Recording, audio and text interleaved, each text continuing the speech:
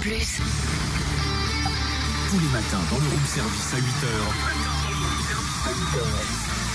Retrouve le débrief The Voice. Découvre les coulisses avec Cynthia et Totem. On a eu encore un phénomène samedi soir. Sa prestation, il a repris du Christine and the Queens, Le Paradis perdu, mais d'une façon, mais alors, complètement décalée, originale. Il s'appelle Hobbs. On dit comme ça. Hein. Oui, on dit comme ça.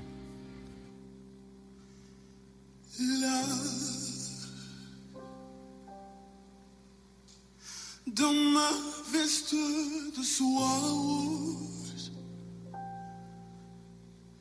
je déambule morose. Et en plus, quand tu vois sa tête et t'écoutes sa voix...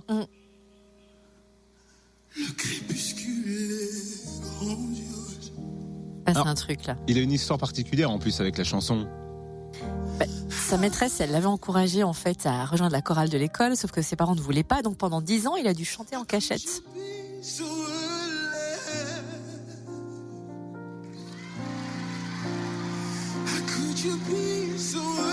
Eh ben heureusement qu'il est sorti de sa cachette, hein, quand t'écoutes ça. Hein. Sans déconner, cette voix pure. C'est la chrysalide qui devient papillon, là.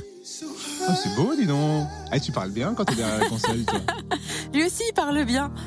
Et forcément, on l'a croisé à la sortie de son audition à l'aveugle et il nous explique son choix de coach. Pourquoi Florent Pagny ? Je suis vraiment dans les vapes pour le coup, ouais. Ça s'est passé... ça s'est très très bien passé cette audition à l'aveugle. Il y a les 4 coachs qui se sont retournés. Et ouais, c'était très bien. J'ai choisi Florent Pagny. C'était pas du tout sûr que je choisisse Florent Pagny au départ. Je voulais partir du côté des Asies pour travailler plus de choses de ma voix que j'explorais encore pas suffisamment à mon sens.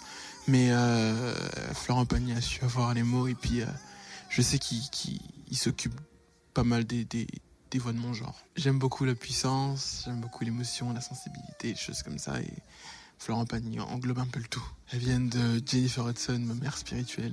Je m'inspire aussi beaucoup pas seulement de la musique, de ce qui m'entoure, des tendances du moment, un peu moins quand même. Mais c'est surtout ça, ce qui m'entoure. Et puis ma mère spirituelle, Jennifer Hudson. Alors c'est vrai qu'il a caché pendant plusieurs années le chant. T'imagines ? Et il a un rêve particulier et il nous l'a expliqué au Micro Fréquence Plus. Il a un rêve à réaliser dans la musique. Ouais, moi mon petit péché mignon, c'est la comédie musicale. J'adore aller en voir à Londres. Je peux partir un matin comme ça, sans prévenir, et aller voir une comédie musicale à Londres. En France aussi. Je suis un peu moins fan des comédies musicales françaises. J'ai vu Cats, j'ai vu avant La Belle et la Bête, Dreamgirls, j'ai vu Funny Girl. J'ai vu The Color Purple, mais en tout cas, de ce que j'ai vu pour l'instant, ouais, j'aime beaucoup. Il a une belle voix même quand il parle. Hein. Il a tout, ce mec qui nous énerve. Ouais, il a tout. Et demain, forcément, nouvelles auditions à l'aveugle. Et dites-nous, si vous suivez sur les réseaux sociaux, quel candidat va-t-on parler lundi à 8h dans le débrief The Voice. Ça se passe sur le Facebook du Room Service Fréquence Plus. Lui aussi, il a tout, c'est Julien Doré. Il arrive avec Paris-Séchelles.